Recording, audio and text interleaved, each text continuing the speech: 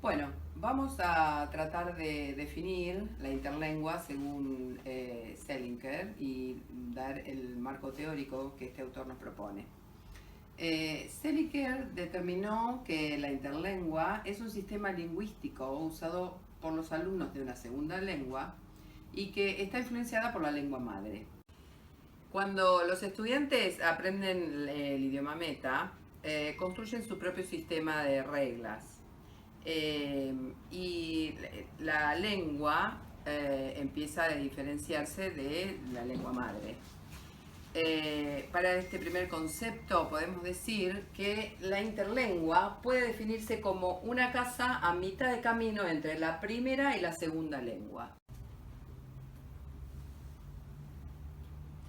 Bueno, hay 5 partes centrales en el proceso del aprendizaje de una lengua extranjera. La primera parte es la transferencia de la lengua. En algunas de las reglas de la interlengua del alumno pueden ser resultado de la transferencia de las mismas desde su lengua madre. Tenemos también transferencia de entrenamiento. Algunos de los componentes de la interlengua pueden ser el resultado de algunos elementos específicos de la lengua que se les está enseñando. Esa sería transferencia de entrenamiento. Las estrategias de la adquisición de la segunda lengua. Algunas de las reglas de la interlengua pueden ser el resultado de la aplicación de algunas de las estrategias de aprendizaje de la segunda lengua. Tenemos estrategias en la comunicación de la segunda lengua, que nos dice que algunas de las reglas de la interlengua pueden ser el resultado de los intentos de los estudiantes de comunicarse con hablantes nativos de la lengua meta. Y la quinta parte sería la hipergeneralización de los materiales lingüísticos de la lengua meta. ¿Qué quiere decir con esto? Que algunas de las reglas de la interlengua pueden ser el resultado de la hipergeneralización de algunas de las reglas específicas de la lengua meta, como, por ejemplo, se me ocurre la conjugación regular del pasado simple en todos los verbos del inglés, inclusive en los irregulares, tales como el go, goed.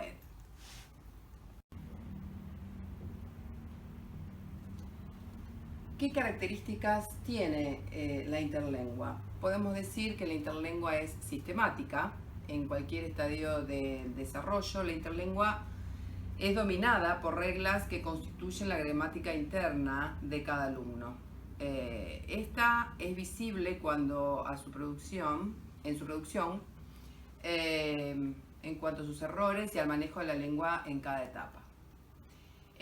También podemos decir que es dinámica, porque el sistema de reglas que los alumnos tienen en sus mentes cambia constantemente. Selinger considera este cambio como una progresión discontinua de tabula rasa a tabula rasa. También es variable, porque dice que aunque la interlengua es sistemática, las diferencias de contexto resultan en patrones diferentes del uso del lenguaje. También podemos decir que es de sistema reducido, porque la idea de reducción tiene que ver con las formas gramaticales menos complejas que existen en la interlengua en comparación con la lengua meta.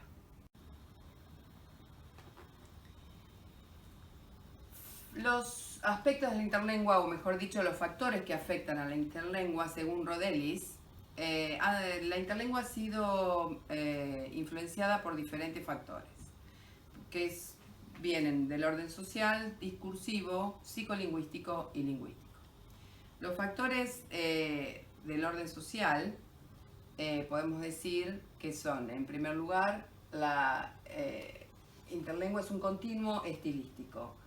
Y cuando dice continuo estilístico, lo diferencia entre el estilo cuidadoso y el estilo vernáculo. El estilo cuidadoso es el que cuando el alumno selecciona cuidadosamente las formas lingüísticas que necesita usar correctamente. Y el estilo vernáculo es cuando selecciona espontáneamente las formas lingüísticas para utilizarlas libremente en una conversación.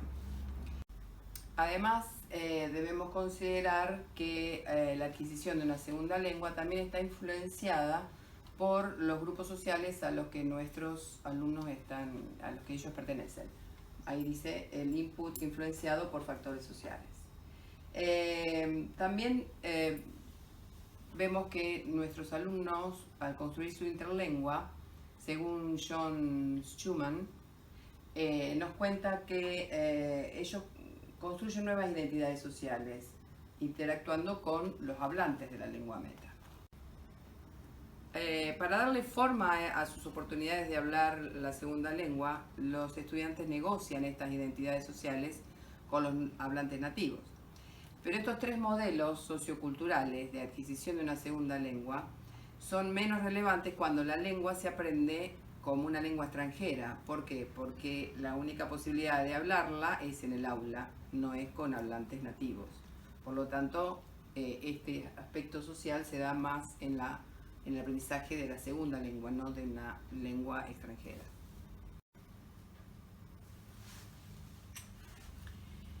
Bueno, en cuanto a los aspectos discursivos, Ellis sugiere que el rol del input y la interacción en la adquisición de la segunda lengua puede verse desde diferentes perspectivas. La perspectiva conductista, que está determinada por el medio ambiente, controlado desde afuera por el estímulo y el refuerzo.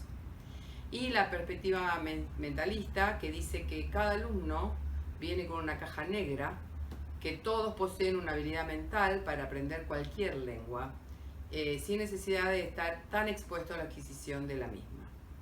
Y la tercera perspectiva de la interacción, que enfatiza en la importancia tanto del estímulo como del proceso mental interno de cada uno.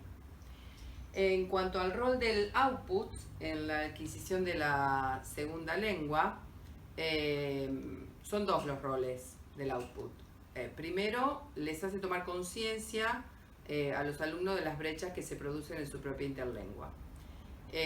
Segundo, los ayuda a hipotetizar sobre las reglas y la retroalimentación recibida por esos errores y las correcciones. En cuanto a los roles del output en la adquisición de la segunda lengua, podemos decir que son tres. Primero, les hace tomar conciencia a los alumnos de las brechas que se producen en su propia interlengua. Segundo, los ayuda a hipotetizar sobre esas reglas y la retroalimentación recibida por los errores y las correcciones. Y en tercer lugar, les da la oportunidad de hablar sobre su propia producción y de reflexionar al respecto para encontrar una solución a algún problema que se les pueda presentar al adquirir la segunda lengua. En cuanto a los aspectos psicolingüísticos, la psicolingüística para Ellis es el estudio de los procesos y estructuras mentales que están involucradas en la adquisición y el uso de la lengua. Y aquí nos vamos a enfocar en dos temas, en la transferencia de la lengua materna y el rol de la conciencia en la adquisición de la segunda lengua. En cuanto a la transferencia de la lengua madre, podemos decir que es la influencia que la lengua madre ejerce sobre la segunda lengua. Puede ser causada desde errores de transferencia negativa, o puede ser causada por la facilidad de la transferencia positiva, o por la evitación o el sobreuso de la misma. En cuanto al rol de la conciencia en la adquisición de la segunda lengua, Richard Smith,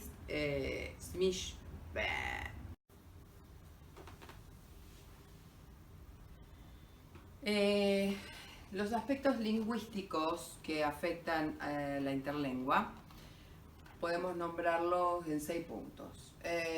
Los universales tipológicos son los hechos lingüísticos que pueden usarse para explicar y aún predecir la adquisición.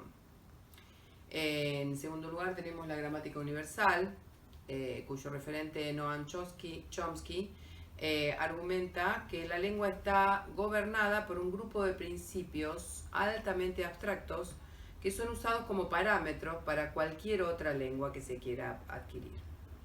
En tercer lugar está la capacidad de aprendizaje, que es la que los niños poseen al confiar en su conocimiento innato de su propia lengua y lo llevan a la segunda lengua.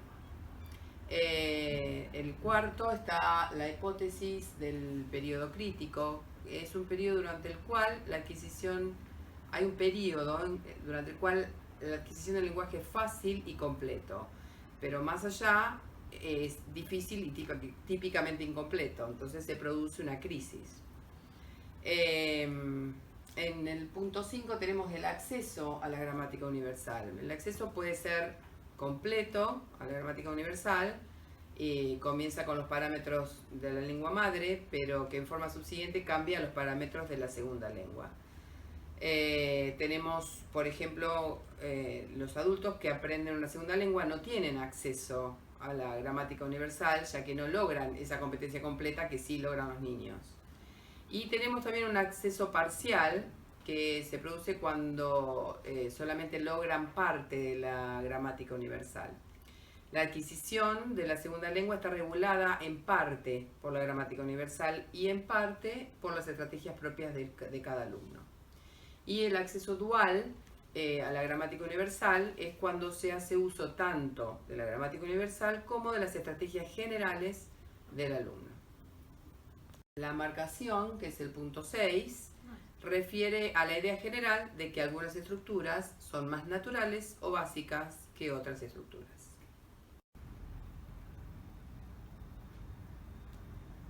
Bueno, ahora vamos a hablar de los errores como sistema de aprendizaje en la lengua extranjera.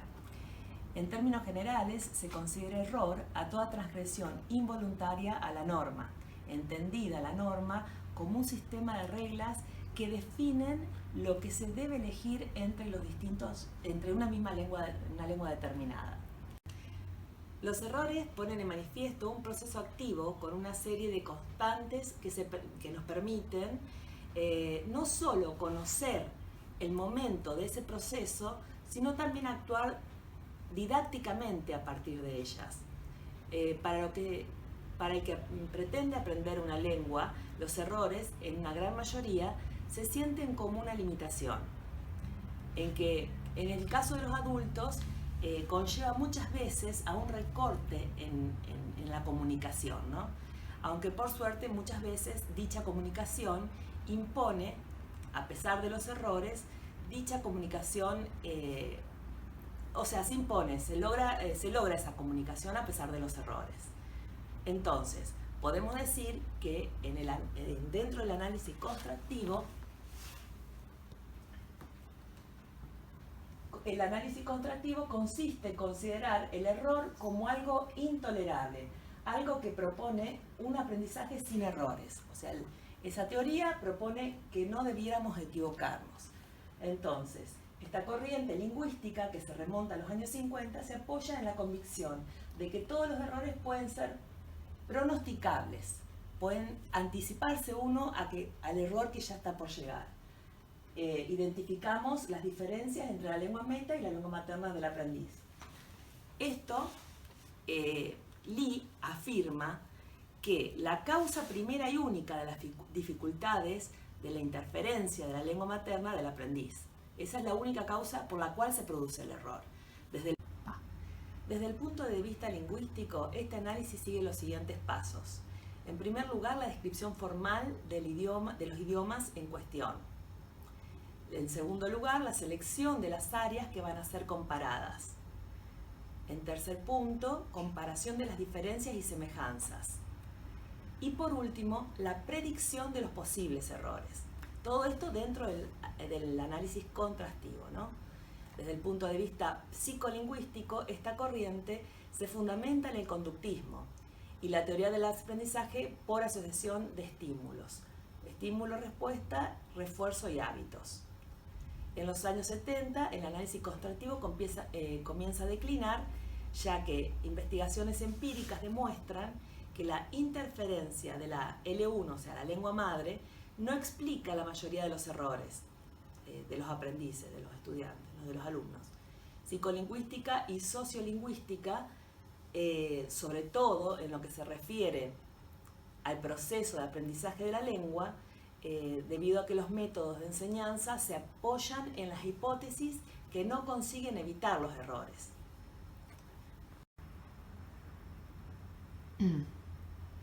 Bueno, seguidamente vamos a analizar la corriente análisis de errores. El análisis de errores como corriente de investigación se basa en la producción real de los aprendices. Según Korder, en estas producciones se siguen los siguientes pasos: identificación de los errores en su contexto, clasificación y descripción, explicación buscando los mecanismos y estrategias psicolingüísticas y fuentes del error. Y por último, evaluación de la gravedad del error y búsqueda de la terapia. Bueno, el método de trabajo del análisis de error no parte de la comparación de las dos lenguas en cuestión como sí lo hacía el sistema de contrastivo, ¿no? Como el análisis contrastivo, sí, sino de producciones reales de los aprendices. En cambio, el cambio más importante que se produce con esta nueva corriente es la nueva concepción de los errores, que se valoran como un paso obligado para llegar a apropiarse de la lengua. El fundamento psicolingüístico se basa en trabajo de Chomsky, donde se piensa que esta adquisición como un proceso creativo del niño, como la puesta en marcha de un mecanismo interno capaz de construir la gramática de una lengua dada a partir de los datos a los que está expuesto y la previsión de las estrategias adoptadas por el aprendiz de una lengua extranjera que permiten la adquisición de la lengua 1, la L1. Se le pierde en esta medida un poco el miedo al error y a partir de esa pérdida del miedo se le da un tratamiento específico a ese error, el cual responde a la pregunta: ¿qué hacemos con los errores? ¿Qué hacemos? ¿Se los corrige? ¿Los dejamos? ¿Cuándo? ¿Cómo tiene que actuar el docente en este caso frente al error? Bueno, a continuación vamos a ver el tratamiento del error, que en este tema hay dos planos. En primer lugar, las diferentes clases de errores y en segundo lugar, la dinámica de la clase. También se los clasifica como errores sistemáticos frente a los eventuales y transitorios, los fosilizables y los fosilizados, y los colectivos e individuales. Bueno, los errores sistemáticos son aquellos que se repiten en una fase determinada y que permiten observar en ciertas regularidades subyacentes que forman parte de la interlengua en este estadio. Los eventuales son los incontrolables, son los que se ocasionan de vez en cuando, por decirlo de alguna manera. Didácticamente la atención se concentrará en los primeros, en los que se repiten en forma más frecuente, ¿no? Procurando no solo describir lo que ocurre, sino buscando el mecanismo y la fuente del error para facilitar la superación. Los errores transitorios son los típicos errores, podríamos decir, del desarrollo, que caracterizan una etapa del aprendizaje y que tienden a desaparecer con el tiempo, ¿no? Frente al avance del aprendiz. Si el profesor es consciente de este tipo de error, será capaz de seguir más de cerca el proceso y de orientar las acciones didácticas de la forma más rentable posible. El aprendiente de una lengua extranjera en este proceso es como el niño que empieza a hablar, o sea, va introduciendo reglas. El profesor debe prever un método en el que se estimule el interés o la necesidad de la comunicación. Se formen hipótesis, se pueden ensayar, rechazar o confirmar esas hipótesis. Si el aprendiz está intentando comunicar algo con la atención centrada en el sentido de lo que está diciendo, la corrección pasa inadvertida. O sea, el profesor no es conveniente que en este caso interrumpa esa comunicación para introducir la corrección del error. Se puede practicar la corrección comunicativa sin interrumpir la comunicación. En relación a la comunicación escrita, el profesor puede reaccionar como un interlocutor o proponer una corrección de tipo formal, la que el alumno tenga la posibilidad de plantearse la duda. Los errores fosilizables son aquellos que se repiten en fases sucesivas y ofrecen mayor resistencia, ya que por la complejidad misma de la estructura, por el problema de la interferencia o por cualquier otra clase de contaminación, la acción didáctica debe llevar al aprendiz a ser consciente del problema, para ponerlo en una situación de analizar la causa y reorganizar esa hipótesis. Los errores fosilizados son los que se han fijado y no evolucionan. O sea, son los típicos errores de los grupos de poblaciones extranjeras que se integran a la sociedad en grupo y pueden aparecer involuntariamente. La mejor postura ante ello es la tolerancia, no corregirlos. Los errores colectivos frente a los individuales son los que caracterizan a un grupo de alumnos, normalmente con una lengua materna en común en el grupo. Desde el punto de vista didáctico se debe ocupar de la corrección en esos errores colectivos, ya que otros suelen desaparecer normalmente. Por último, tenemos la valoración del error, que se considera más importante el criterio de adecuación frente al de la corrección. Del mismo modo, serán más graves los que distorsionen la comunicación, como los del léxico y los de la organización de la oración. Como conclusión, podemos decir que errar es humano y que es nuestra forma de aprender. Los errores son estrategias, ensayos, pasos necesarios para aprender, que indican dónde radican las dificultades reales. Todo error es principio de una verdad.